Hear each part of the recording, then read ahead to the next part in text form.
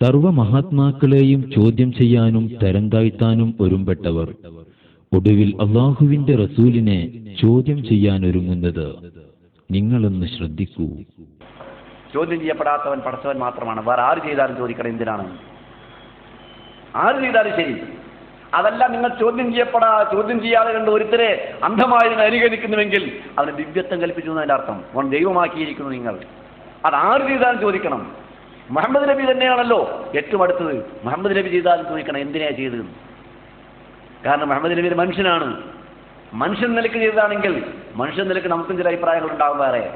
സുബ്ഹാനല്ലാഹ്, മൗലവിമാരെ നിങ്ങൾ ധിക്കാരത്തിന്റെ ആൾരൂപങ്ങളാണ്, കാപട്യത്തിന്റെ ആൾരൂപങ്ങളാണ്. വമാ കാന ലിമുഅ്മിനിൻ വലാ മുഅ്മിനത്തിൻ, വിശ്വാസിയായ ആണും പെണ്ണും ചെയ്യാൻ പാടില്ലാത്ത സംഗതിയാണ്.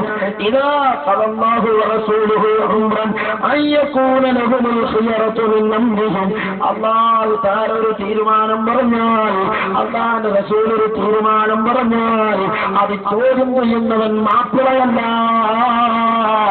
അത് ചോദ്യം ചെയ്യുന്നവൻ മുഅ്മിനല്ല, അത് ചോദ്യം ചെയ്യുന്നവൻ മുനാഫിഖാണ്, അത് ചോദ്യം ചെയ്യുന്നവൻ ഇസ്ലാമിന്റെ പുറത്താണ്. വമൻ യഅസില്ലാഹ വറസൂലഹു ഫഖദ് ളല്ല ളലാലൻ ബഈദാ. അല്ലാഹുവിന്റെ റസൂൽ ഒരു കാര്യം പറഞ്ഞിട്ട് അത് ശരിയല്ലെന്ന് പറഞ്ഞു ആ നിലപാടിനെതിരെ പറഞ്ഞ ധിക്കാരിയുണ്ടല്ലോ, അവൻ വ്യക്തമായ വഴികേടിലാണ്.